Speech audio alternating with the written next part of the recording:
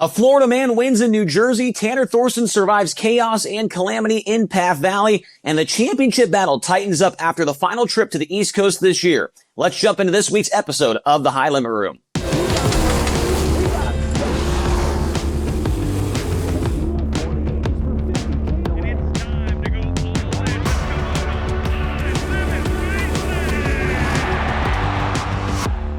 I'm Chase Rodman. Welcome back to the High Limit Room. Later on in the show, we will be joined by Tony Laporta and Brian Walker to talk all kinds of different things going on in sprint car racing over the weekend, including the acquisition of NARC from Brad Sweet and Kevin Rudine, Corey Eliason going to the KCP Racing 18, and all the things that happened this week with High Limit at Bridgeport and the Path Valley Speedway Park. First, let's recap Bridgeport Motorsports Park. On Saturday night, the High Rollers rolled into the Golden State of New Jersey for a return to Bridgeport in Swedesboro, New Jersey for the first time in 2 years since a Rico Abreu win back in 2023 during High Limit's inaugural midweek points season. 28 cars signed in on a very overcast day at the 4/10 mile oval just down the road from the Delaware River. With a lot of rain in the forecast, High Limit Racing officials made the call to push the race program up a full hour and try and get the event in before the rains came down. Aaron Reitzel continued his dominant single-car speed with his series-leading 10th Capital Custom Trailer Quick Time Award of the season. The three heat races were split between Gio Scelzi, Brad Sweet, and Brent Marks, with Scelzi also winning the FK Roddins Dash, and in turn starting on the pole of the feature event next to Danny Sams III, who was in his Bridgeport Motorsports Park debut. Just as the cars were about to roll onto the feature, or onto the racetrack for the feature, for the 30-lap main event, the clouds opened up and dumped a really solid amount of water onto the surface for what seemed like maybe 30 to 45 minutes, but High Limit officials, Bridgeport Motorsports Park officials did not give up. And after playing every single rain song that I had in my computer's library, for the very determined and loyal New Jersey fans, the rain finally stopped and cars finally hit the racetrack for the main event. And, of course, with all that rain, it came down to a very narrow and a very fast racing surface over there at Bridgeport. Gio Scelzi would jump out to an early race lead, and that lead grew to over a straightaway as Danny Sams III trailed nearly a straightaway behind. It did not take long, however, for the Florida man to track down Hot Sauce, and once they got to lap traffic, Danny Sams would venture up to lane number 2 and almost go above the cushion to take the race lead away on lap number 8 as Scelzi got stuck behind the slower car of Kyle Spence. Just a few laps later, the rain would start to fall again, but this time it was a lot harder than that previous shower. And after about 15 minutes of waiting and looking at the radar, it was determined that we were not going to be able to get the rest of the feature in. And from personal experience, I was there for the rest of the night, and it rained the entire way throughout the night. There was no way we were going to get this feature in. We were tearing down banners and signs, and we were soaking wet by the time we left the racetrack that night. The rain never stopped after it came down there during that main event. And so after 10 laps, that would mean that Danny Sams in his Bridgeport Motorsports Park debut would seal the deal on his first ever Kubota High Limit Racing feature win worth $12,000, and everyone's favorite Florida man added his name to the history books. Sams was the 18th different winner on the season with High Limit. Behind him, Gio Scelzi would settle for second. Brent Marks third, Brad Sweet fourth, and Rico Abreu would end up in the top 5. And it was a very cool interview with Danny Sams up on the hill in a little bit of an abbreviated victory lane. The interviews that he gave, the interviews that his mother and his father gave as well were just fantastic. You'll hear more from them later on here in this week's episode of the High Limit Room. Now, one night later, High Limit Racing headed back to Pennsylvania for the final time this season, and for the first time ever, there was a national touring sprint car race at Pennsylvania's smallest sprint car track, the Path Valley Speedway Park in Spring Run. The fans were absolutely ecstatic to see the High Rollers as they were in line to get their tickets and get into the facility at like 10 a.m. We all showed up at 10:45, and there was a long line of fans already waiting to get in, and they sat in the grandstands all the way up until 6:15 p.m. hot laps. The fans were super excited to see a national touring race there at that very small racetrack. 38 cars piled into the pit area, with Brad Sweet and Ryan Smith topping the charts in their respective flights of qualifying. the qualifying session was absolutely electric. I mean, guys doing wheel stands, guys bouncing off the wall, 9-second laps galore. And, as I mentioned, several wheel stands down the front straightaway. It was a very, very entertaining qualifying session. Maybe the most entertaining that we've seen, this year. Love single car qualifying on bull rings. And, man, Path Valley did not disappoint early on in the night.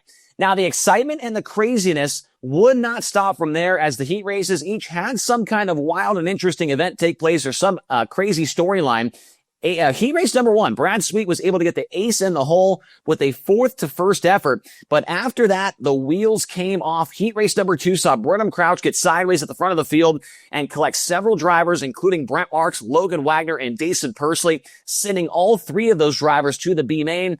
Heat number 3, however, that was the biggest moment of the night, with Brock Searfoss on the pole of the race, came off of turn number 2 on lap 1, got the car a little bit tight, had to bring it down the track off the wall, right in front of the whole field, sending 4 drivers upside down and 2 others with too much damage to continue that heat race. And I mean, 4 cars finished the heat. I mean, that's all you could say. 4 cars finished heat race number 3 on Sunday night. And as long as you didn't get in that wreck, you made the show on Saturday or on Sunday if you were in that third feature or make that the third heat race of the night. And then in heat race number 4, the storyline in that one, of course, was Rico Abreu not being able to transfer as the High Limit Racing points leader. He would need a provisional to make the show, along with the night's previous winner of Danny Sams III. He was in that heat race as well. He did not make the show out of that heat race as well. So every single heat race had some kind of crazy thing going on there at Path Valley. And when you're running 9-second laps, you expect that kind of thing to happen. Just crazy action all night. The fans certainly enjoyed it. And then Brad Sweet, he would continue his sweep of the night, getting the FK Roddins dash win, and Gio Scelzi would finish up in second to start alongside of him on the front row. Now, in the feature event, it was Gio actually getting the jump on the start around the outside and taking the lead away from Brad Sweet, who was looking for his first win since July 11th, all the way back at the Florence Speedway. For Scelzi, he was coming in off of 2 podiums, a second at the Four Crown Nationals and a third of the previous night, or make that a second at the previous night at Bridgeport after leading the first 7 laps. He would lead a bunch of this feature event, and there was a bunch of wrecks at the beginning of this race, including one that sent Rico Abreu upside down as the High Limit Racing points leader. He would finish way down the order, and the championship standings would tighten up with a 6th place run for Brad Sweet and outside the top 15 for both Abreu and Aaron Reitzel. So things got very interesting there. But at the front of the field, it was a storyline of Tanner Thorson and Brady Bacon making their way towards the front. Finally, around the halfway point of the race, the second lane of the racetrack started to come in, and Tanner Thorson found it along with Brady Bacon. They made their way up to first and second, with Scelzi slotting back into third, and Tanner Thorson would go on to get the feature win, his second of the year. And we knew as soon as he got that first win out of the way, the second one would come a whole lot quicker. It was just 6 races after the win at Lernerville. He goes back to Whiskey Myers Victory Lane, and he was, it seemed like he was almost more excited about this one than he was for that Lernerville win. Not the first time that Tanner Thorson had went to Victory Lane at Path Valley. He got a win with the USAC sprint cars there as well. And for Brady Bacon, this is the 4th time he has finished in the top 5 this year. With High Limit, his best career finish with the series, ending up in the 2nd position. And Brady, he's also a former winner at Path Valley, so that old experience certainly paid off for both Tanner Thorson and Brady Bacon on a night where 15 of the 38 cars signed in were making their Path Valley Speedway Park debuts. So crazy action, a lot of storylines coming out of Path Valley and Bridgeport. And the main thing is, I mean, the point standings have tightened up a little bit more when we head into Lakeside Speedway 2 weeks from now for the Heartland of America Showdown. Then we go to Lucas Oil for the midweek series finale. And then we cap off the season at the Texas Motor Speedway Dirt Track for 2 nights down there in Fort Worth. And then on Sunday after those 2 races, it is time for the banquet. And right now, it's still up in the air. Who's going to be the driver's champion? Who's going to be the owner's champion? That is all still yet to be decided, and it's going to be fun to watch it down the stretch here, how it all develops. Now, after the win at Bridgeport Motorsports Park for Danny Sams, Brian Walker in this session of After the Checkers was able to catch up with D2, Danny Sams II, and Tina Sams, the car chief and crew chief, for their son Danny Sams III after their big win against the High Rollers in New Jersey. After the Checkers Bridgeport Speedway, a popular win tonight. Danny Sams the third, the product of these two right here. D2, Danny Sams the second, Tina Sams. Not only are you guys his parents, you're his crew, right? Yeah. First off, take me through the race. What are you thinking? You feel the rain come down, lap 6, 7, and that's right when Danny gets the lead. What's going through your mind as a father and a crew member?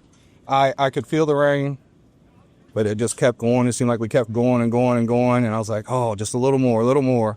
And they did call, and I was like, oh, I don't know what happens from here. But he was pulling away from Scelzi, and he was fast. And I felt like we were going to get it done. And with the rain, I didn't know what would happen after that. Yep. Tina, so many parents across the entire world, get to see their kids live their dreams. You get to be a part of letting your son live his dream. How awesome is this? Oh my gosh. All the glory to God, because this is just amazing. Like, try not to get emotional because you're mom, but yeah, when he took the lead, I kind of went crazy over there. And then the guys next to me are like, well, how many laps were in when the caution came out? And I'm like, I don't know. I don't care right now. So they just, when they brought him off the track, we're like, okay, what happens now? It's just one of those up in the air things. But to be able to be here with him, and like, we gave everything we can to make this moment happen. So it's just amazing. Yep. It's been a trying year, obviously. Danny doesn't shy away from that. First year, just diving headfirst into the national scene. Not only doing it as a family, but just taking on what you took on. How do you guys push through? As every time, you're like the happiest crew at the track every day. How do you guys push through and persevere with such positive attitudes? I guess we're happy to be here for one, and we've pushed for this for a long time, and we won't give up on it. Tony left his pit bike. But he took the key. Hey, I just asked your mom. She gets to not only see you live your dreams, but be a part of it. How cool is it you guys get to do this as a family? It's really cool, and it's all I've ever known. But like, you see other teams, they don't get to do that, And I brag to people. They're like, what do you do for a living? I'm like, live on the road with my parents. I'm 23, still technically living at home, so whatever. I'm having fun, right? Hey, when are we going to load up tonight? We do have to race. Are you going to show up tomorrow? Oh, man, I'm going to try. That's a good ending. After the Checkers with the whole Sams family, they're winners with High Limit.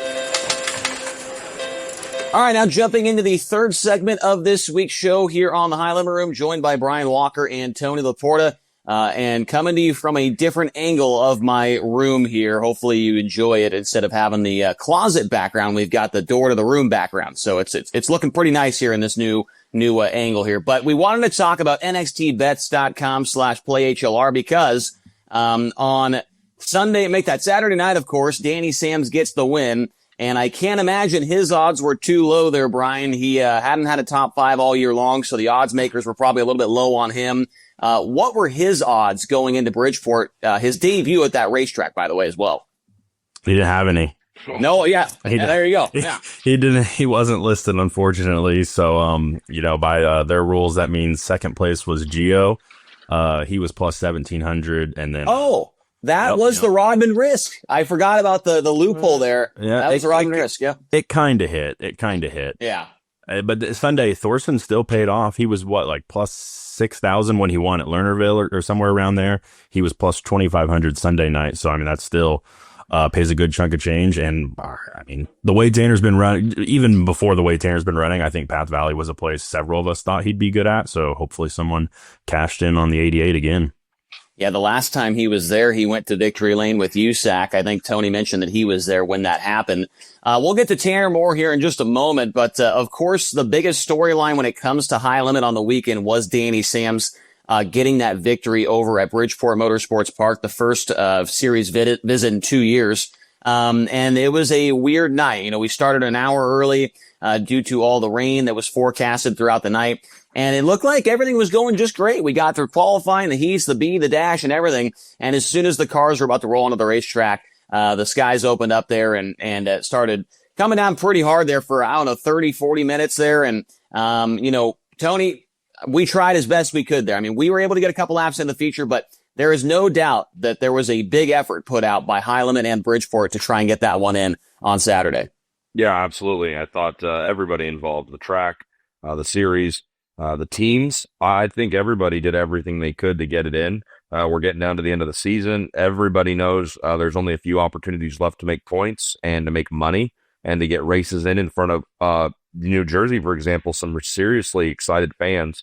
That was the thing I wanted to hit on, and we talked about it on Air Chase, was, we all saw the same weather forecast, right? Everybody, whatever app you had said, it was probably gonna be pretty wet in the evening, and there was still a really good sized crowd there, I thought. I think the New Jersey, that part of Pennsylvania fans showed up. We had the folks from Delaware, the Frozen Farmer, the Evans family came and hung out, and everybody knew the forecast, and they still nearly filled that place. So I just want to say a big thank you to all the fans who showed up and packed the stands, because they could have very easily sat at home, and obviously some did, but no, they were very excited to have High Limit Racing up there, and it was cool to see the crowd sit there and kind of dare the rain to hit them. So. It was a cool night. Unfortunately, didn't end the way most people wanted. Ended the way Danny Sams wanted. So there's that. Yeah, I just want to say real quick, I didn't think we were going to get qualifying in, so I was kind of shocked that happened. And this is just the latest installment in my chapter of Into Big Weather 2025, because I can't tell you how many times just forecast has been blatantly wrong. Oh yeah, it's incredible. Best job in the world. Yeah, weatherman, easiest job in the world, that's for sure. And just to hit on the fans a little bit more, even when it was raining for that 30, 40 minutes, I mean, nobody moved. Like, everybody was staying in their seats. They're like, we are not leaving. Cue up the Wolf of Wall Street meme, that they are not leaving. I mean, they sat in their seats, got wet the whole time. It was pretty cool to see, man. They were determined to watch a race that night. So, the one thing, with the Danny Sams win that kind of sucks, because we all wanted to see Danny Sams get a win as a Rookie of the Year contender. I just wish, Brian, that we could have seen a real victory lane for Danny Sams. That was the only thing that kind of, hurt to see, but it was still cool to obviously see him win. Oh yeah, I said that really quick right after the race. I think walking back to Command Center, I was like, man, it sucks he's not going to get a real Whiskey Myers victory lane. I think he would probably jump off the wing like Rico does. He'd be so excited. He's such a character. Yeah, I mean, it just sucks that he doesn't get that moment in front of everyone, really, to get the Chasm win sticker. Who did he give his? He gets $1,000 for the angel donor. Tony, who did he give it to? I never found out. That is a phenomenal question, and I'm going to look that up while we continue to talk here. So stand by, but continue your discourse. Yeah, no, I would have loved to see him have a real victory lane. Hopefully he gets that chance again. It just in the pit area alone, the emotion from him, his dad, his mom, everybody involved. That was a really big moment for them, and and what felt like almost a lose for like the series of the teams. It sucks we don't get all 30 laps in. The fans don't get to see completely the entire show, but to have such a cool moment, kind of helps ease it over. Yeah, I would say that is definitely the truth there. Now, one thing that Danny mentioned in his Victory Hill interview with Tony Laporta was, the best quote I thought that came out of that was, someone had to be leading this race when it was over. Why not me? I thought that was a great way to put it, because there was but there was a select few of Tony's friends on Facebook and Twitter saying, oh, you won a heat race. Congratulations. Well, it wasn't like, he started on the pole and led every lap. I mean, he had to work for it. He ran 10 laps, had to track down Gio Scelzi, and, kind of almost went 4 in the fluff around him in the lap traffic and took the lead. So, I'm sure people would have been really happy if, like a Brad or a Rico or something like that would have, won this 10 lap race. But someone had to be leading it when it started raining. Why not me? That was the quote of the night, I thought, from Danny Sams, Tony. Well, yeah, I like your idea for quote of the night. I was going to make a joke about that when we were talking about it at Path Valley the next night. So that's kind of the attitude I have when I walk into a Golden Corral. Someone's got to eat most of this. And so I don't mind being that guy. But I want to tell you what I think my quote of the night was. And then, of course, we'll let Brian talk about what he thinks his quote of the night was. It's probably something Anthony said. But my quote of the night came from Danny Sams the second, D2, when Brian Walker interviewed him on After the Checkers. Brian asked him, essentially, hey, like, you guys always seem so happy. Obviously, folks just probably watched this interview because we played it before all three of us came on here. But when Brian said, "Hey, how do you guys stay so positive? How do you stay so happy out here on the road despite how hard it's been?" And Danny's dad, D2, looked at Brian and said, "I guess it's just because we're happy to be here." And man, that hit, right? That's the reason you do this. I think we all have hard jobs. That family's had a terribly tough year. Whether you believe in luck or not, they haven't had any of it. And it's just been a tough road to hoe. And for Danny's dad and Tina to look in the camera and say, "We are just happy to be here on a national tour with High Limit Racing, going against probably the best and most prepared teams in sprint car racing, with one of the toughest schedules in all the sports, and they're just happy to be out here doing it, despite getting kicked in the teeth most nights." That is why you should be a Danny Sams III fan. That's why you should be a fan of these small teams going out here and doing this. So that was my quote of the night. That's what I really thought was cool about Saturday night in New Jersey. I don't have a quote of the night. I do have a rule of the night, just because I think it would help to clarify also, because there were some fans confused on Facebook. I'm not going to, Tyler, don't post this rant because I don't want it to blow up like Tony did. He went viral for that, but he cut off the cat thing, right, Tony? What's that? You had a jag Yeah, chase. I told That Jays, it's not when you go to Walmart or Cat Food R Us. It's when you're paying the cashier. Yeah, I know what you're talking about. Yeah, but section F, letter B of the High Limit Racing rulebook reads, "A race is considered complete as determined by High Limit Racing officials. Purse will be paid at this point." That is why I would assume the misconception comes from NASCAR. I think has to get halfway for a race to be official.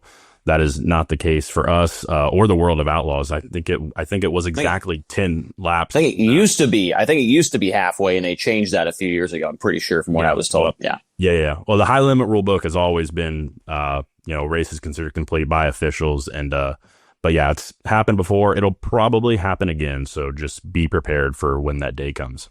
Yeah, other instances of this happening. Lance DeWeese at Williams Grove a few years ago ran 10 laps. He was considered the winner. The other one that I could think of, it wasn't for rain, but when Spencer Basin won his last Outlaw show at I-55, Corey Day tore the fence down. They called the race there about, a little bit before halfway, I believe, in that race as well. So it's not like this is hey, there he is. There's Spencer Basin. Brian's just got a picture of him sitting right next to him. So I'm in his office. Oh, okay. I didn't realize you were not in your normal spot. So, but yeah, those are just a couple of instances where, races have been shortened and a guy wins them. And, Danny Sams was that guy on Saturday night at Bridgeport Motorsports Park. Now let's shift gears and talk about Sunday. Oh, no, let's not shift gears because Tony is putting his finger in the air like he has something important to say. Sorry. Yeah, I didn't want to interrupt you, but I did. I was watching the replay while we were wrapping up, and Danny Sams III, with his first win with High Limit, sent our angel donors $1,000 to the Moffitt Cancer Center, down in Tampa, Florida. And he mentioned something in the story or in the interview that I didn't even know, and I feel terrible for not knowing. But he said in the interview, "I'm sending to the Moffitt Cancer Center. Without them, my dad probably wouldn't be here." So obviously, D2 Danny Sams Jr., Danny Sams III's father, recently, or maybe not so recently, I'm not sure, battled some type of cancer. They got treatment down at Moffitt, which is in Tampa, the Moffitt Magnolia campus, and that's where Danny Sams III sent his $1,000 to, was the Moffitt Cancer Center in Tampa, Florida, to help them after they helped his dad. So, I mean, man, it's great when drivers donate to charities, no matter what charity it is, but when you have that personal connection to it, which clearly the Sams family does, man, that makes it even more special, I think. So I just wanted to circle back on there. It was the Moffitt Cancer Center that Danny donated to.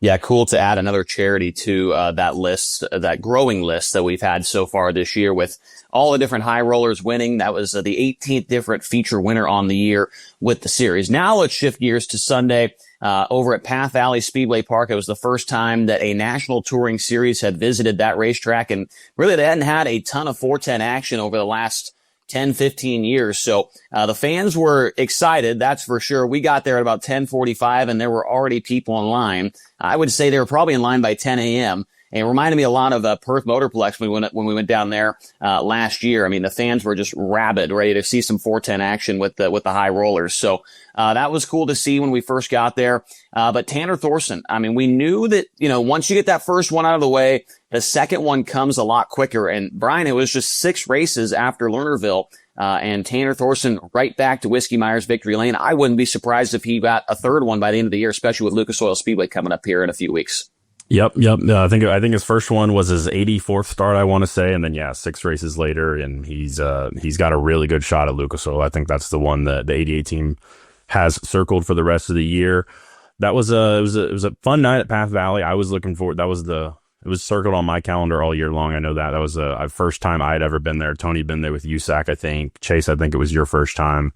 It was wild, chaotic. I think I used the word calamity a little bit. Once we got past those early wrecks in the feature, it was really good race at the end, especially with Tanner and Brady chasing each other through traffic. So it lived up to the hype a bit, I think, in my mind, and not shocked to see Tanner win. It would have been, I know Chase talked about on the drive home, he kind of would have liked to see a Brady win, just to make it 19 different winners. It's just crazy to see how high this number will go with 5 races left. Yeah, and we know that I feel like it's almost guaranteed they'll get to 19 because of how close Gio's been here recently. 2nd at Eldora, 2nd at Bridgeport, 3rd at Path Valley, and he led laps both nights this weekend. You know that Scelzi is getting close to a win, Tony, and if he does that, he would be the 19th different winner on the year. But you could tell that Gio and Jay Cargo and all those guys are starting to get each other figured out, and it looked like at the Four Crown Nationals last weekend. Yeah, and I've obviously talked about it a lot. Don't need to continue to really just rehash it, but they had a sit down, Gio and the team on the 7BC, and they just broke down the language barrier. It kind of seems like between what Jake and the 7BC guys have gotten used to with Tyler and how he talks about how he likes a car and how Gio talks about how he likes a car. So that obviously has gotten them pointed back in the right direction. And again, Brian Walker got this good, Brian Walker got the scoop out of Giovanni Scelzi after the checkers on Sunday night, and Gio talked about the fact that he really likes Lakeside, where we go next after a weekend off. And then Brian brought up the fact that the 7BC team, Clausen Marshall, they're very good at Lucas Oil, where we go after Lakeside. So, man, there are 2 prime opportunities right there for that pairing to stand in Whiskey Myers victory lane. And then at the All-In Championship weekend at TMS down in Fort Worth, I mean, that's a big half mile or just there under a half mile. And if they continue to build on that speed they had at Eldora, it's not out of the question that they could be fast and be successful there. So, yeah, they're definitely really starting to gel. They probably wish it would have happened a few weeks earlier, but you can't control those things sometimes, and they look really good here heading into the final, 3 stops on the schedule. Yeah, they certainly do. And Brady Bacon, Brian mentioned him. Great night for him. Best High Limit Racing finish after 3 runs of 5th. I think he was 5th at Vegas, 5th at Kokomo, and 5th somewhere else with us. And now he runs 2nd at Path Valley. So Brian, that's 3 top 5s in 3 different cars too. He did it in the JFM car, the Hink car, and now the Dyson car. Yeah, he's had some speed here recently, and so that's good to see. I know Brady's going to show up to Lakeside as well back in the 21H when we go back there in about 2 weeks' time. So good night for Brady Bacon. That was awesome to see as well. It was definitely a night of chaos. That big wreck in the heat race, I want to say it was heat race number 2 with Brock Zierfoss almost hitting the wall, trying to stay out the wall, came down the track and collected 6 cars, 4 of them getting upside down and 2 others with damage that they could not continue. I don't know of another time where we have seen a 10-car heat race and 4 finish when we transfer 5. It was definitely a wild night. And the other thing in the heat races, Brian, we talked about this on the drive to the hotel after, was I want to say this might have been the first time all year where the dash cars all finished 1st and 2nd in the heat race. That does not happen very often. We had an ace in the hole. We had a fast qualifier fall out of a transfer spot. I feel like that doesn't happen every single night as well. So the heat races were just crazy all night long at Path Valley. Yeah, the only other instance I can recall, even somewhat similar, Chase, I don't know if you remember, I believe it was 2021 when we were at Volusia. There was a giant wreck in a turn 1 of a heat race. I think Brian Brown might have been involved, and I think 5 cars finished. I don't remember how many started, but that's the only other instance I can even remotely think of that much chaos in a heat race. The perfect example is Brock Frost making the A main after that happening, which just goes back to, as of now, if everyone doesn't complete the lap, it goes back to the running order, in that case, the starting order, because it was still lap one. We've already had some internal discussions. Don't be surprised if something changes there in the future at some point with the way that rule works in that instance. But yeah, definitely very interesting, and it sucks to see so much torn up crap too. I mean, more than anything, like that's just a lot of work for the teams. Yeah, a lot of discourse on Twitter over that exact thing with Zierfoss. He didn't even end up starting the feature event. The car was just too damaged after that crash in the heat race. So, yeah, as Brian mentioned, don't be surprised if there is a little bit of a change in that instance. That's something that happens once in a blue moon. That was a pretty crazy night over there. The other thing I wanted to finish off with Path Valley, Tony, was it was very cool, a very cool tribute to the 3 officers that were taken down in York, with Brett and Jordan Strickler leading the 4 wide on Sunday night. They are both police officers up in the York area. They had those 3 police officers on the side of their cars. So that was a really cool tribute that they did. And we went 3 laps for each of those 3 officers under the 4 wide. It was definitely a cool moment. The fans really enjoyed it. Yeah, I thought it was something cool as well. We all try to get through the pits before the evening begins and talk to as many teams and drivers as we can, just to have stuff to talk about throughout the course of the night, right? And when you saw those 2 Strickler brothers' cars parked side by side with the top wings with pictures of 3 officers on them, and then each car had a different type of camouflage wrap around the actual body, or that wrapped around the roll cage of the car. That's one of those ones where you're like, hey, I'm going to go over there and learn more about that. And I didn't know the Stricklers. I obviously have heard about the ambush and that tragedy that happened in York. I think it's probably been less than 2 weeks now. And that's just awful. I mean, there's lots of awful stuff that is going on in our world right now, but it doesn't make any one instance any less awful. And when you go to a community where something like that has happened, we get to be a part of kind of the healing and the moving past that. I mean, think about last year when we went back to Lernerville after the shooting at the Trump rally, and one of the members of the Lernerville safety team was killed in that shooting, and we were a part of the moment of silence and talking with people, learning about him. And so, yeah, to go there and then just to learn about the Stricklers themselves being law enforcement officers, that's cool. So any chance you get to learn more about the drivers and the teams that come and support High Limit, whether they're full-timers, whether they're not, that was a cool opportunity. Obviously a tragedy. It's unfortunate that those guys had to do that and make that tribute. But yeah, nevertheless, something unique to be a part of, and I'm grateful to have been down there and witness it. So, want to thank the Stricklers for their service to their community and to the country. And, yeah, it was, I don't know if cool is the right word, but it was definitely a special part of the night. Yeah, it really was. Now the other thing that happened this weekend, not, in the High Limit Racing umbrella, was Dale Blaney getting a win with the Outlaws at Sharon Speedway. I was in Victory Lane 21, I think it was, when Dave Blaney got a win against the Outlaws, and he hadn't won a race since 1997, I believe it was. Wasn't quite as long for Dale. He had a win in 2015, but 10 years after the fact of his last Outlaw win, 61 years old, at the track that his family owns. You couldn't ask for a better storyline. And Dale Blaney, I think I've talked to him maybe one time, but I've seen a lot of interviews with him. I watched the deep dive that, Jeremy Elliott did at Sprint Car Unlimited, and he just seems like an awesome guy. And so that was a really cool victory to see happen. The Lowrider, one of my favorite nicknames as well. Going back to Victory Lane, he's now the oldest World of Outlaws winner in history, Brian. That was pretty cool. I think you and I, we turned it on in the car on the way home from Bridgeport, and we watched like the last 10 or so laps, and we were like, wow, like Dale Blaney is going to win it. And it was pretty convincing win. I mean, he went from 5th to the win. Buddy got close at the end, but he was able to hold on and get the job done. Yeah, both Blaney's, Dave and Dale, are two awesome guys. I was there with you at Sharon when Dave won, and at that time I thought like it was one of the coolest moments of my career when I had to interview Dave afterwards for the press release. And Dale's been so much for the sport too. Obviously Dave went on to NASCAR and has come back, and they're involved with the track too at Sharon. And Dale had a stint working for the All-Stars, and he owned the All-Stars figuratively, really, throughout his career. But yeah, that something about that red tin just operates around Sharon right now. And so I think going into the night, even with 54 cars signed in, a lot of people had the 10 car circled as a winner. And then one of my favorite tweet of the night might have been Johnny's. Johnny Gibson tweeted something about not sure anyone had the race winner's age higher than the car count tonight. Yeah, that was pretty good. Also, you mentioned Johnny there. Happy late birthday to Johnny Gibson when this comes out.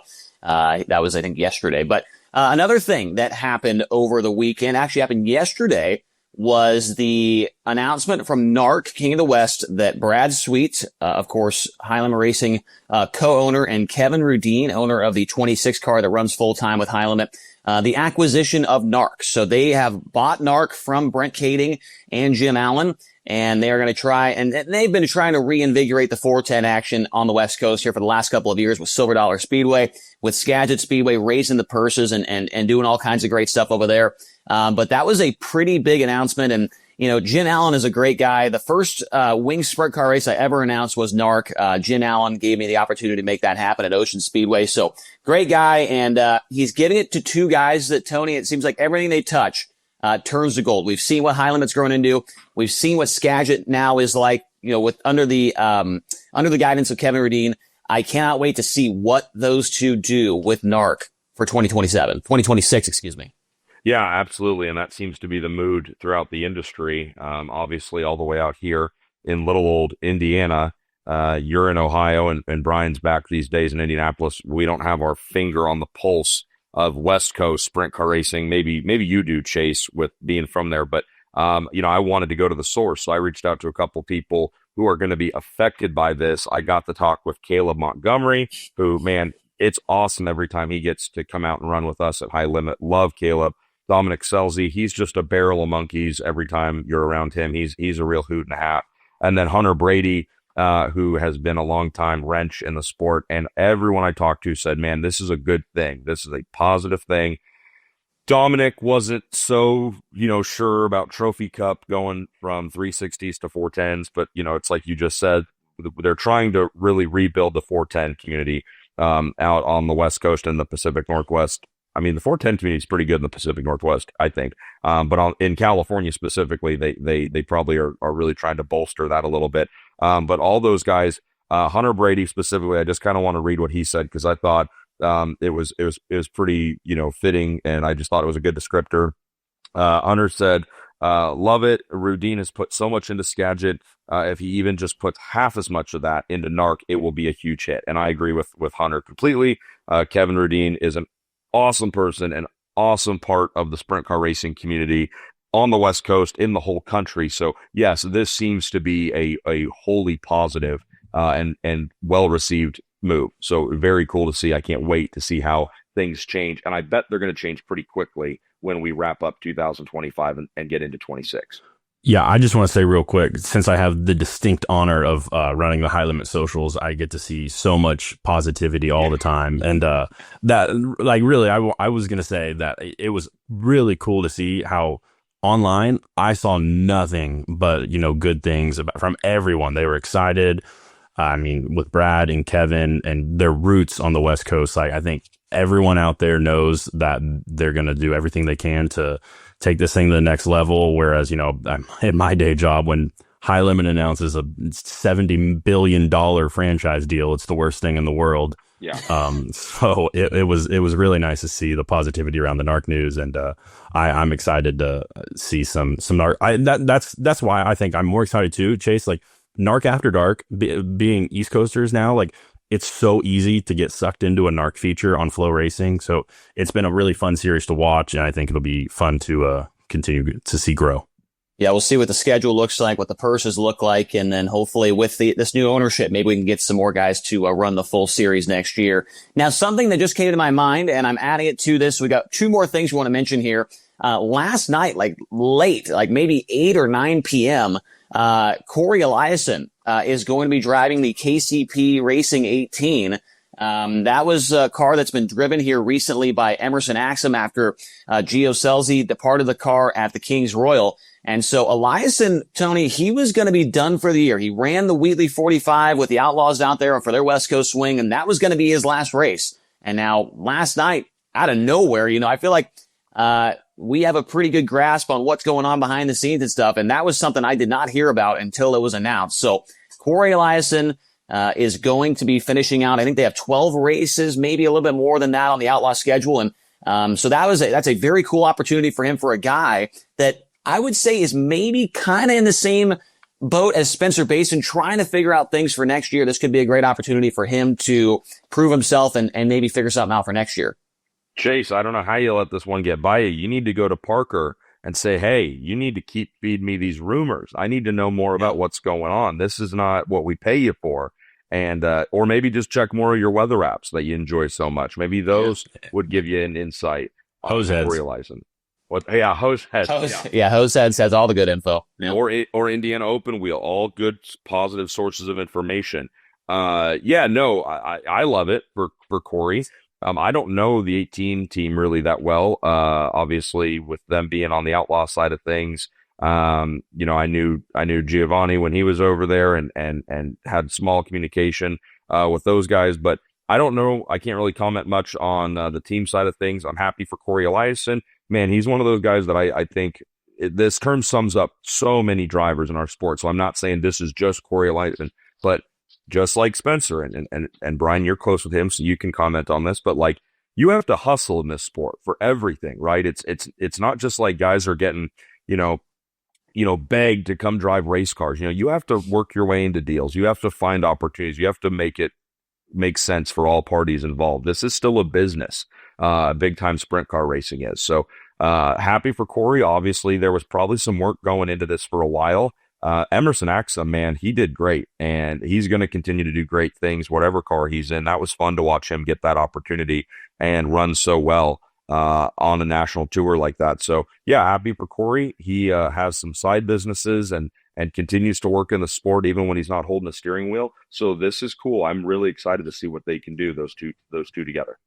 And for every sprint car driver out there with something to prove, just remember, confidence has no competition.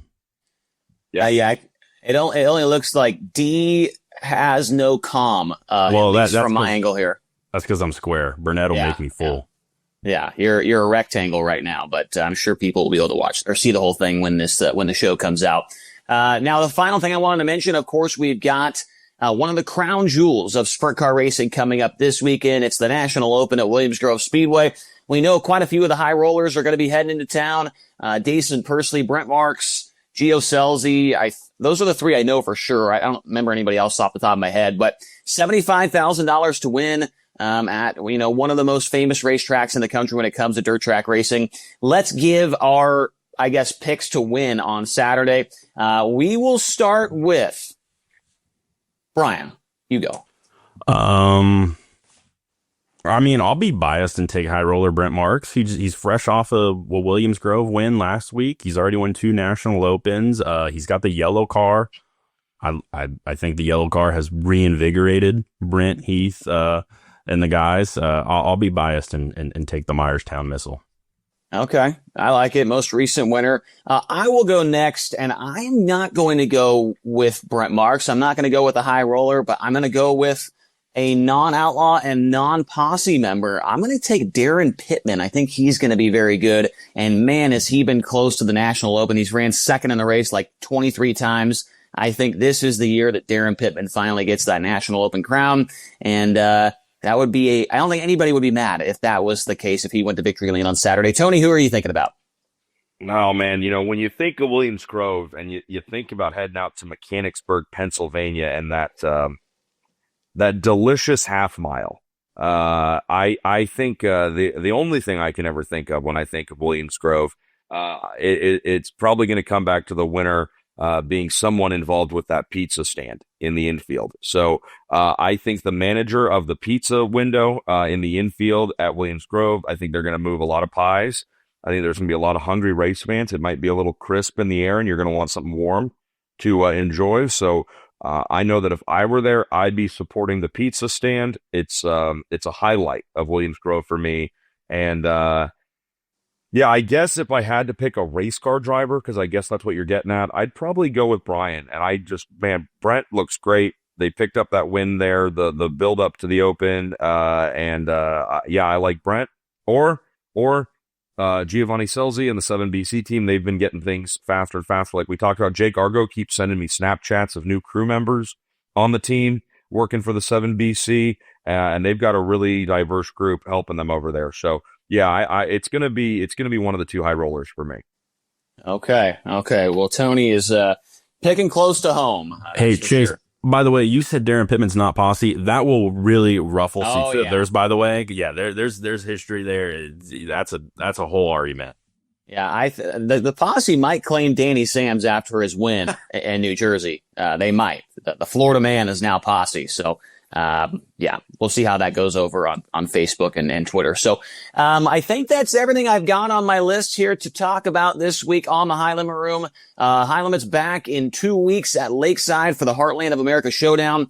Just 5 races remaining. The points got a little bit tighter after Rico's struggles over at Path Valley, along with Aaron Reitzel's struggles. So things are close both in driver and owner's points, and we've got 5 races left to decide it: Lakeside, Lucas Oil, and the Texas Motor Speedway dirt track. So hopefully you enjoyed this episode of the High Limit Room, and we'll be back next week to talk a little bit more sprint car racing. Thanks for watching. We'll see you next week.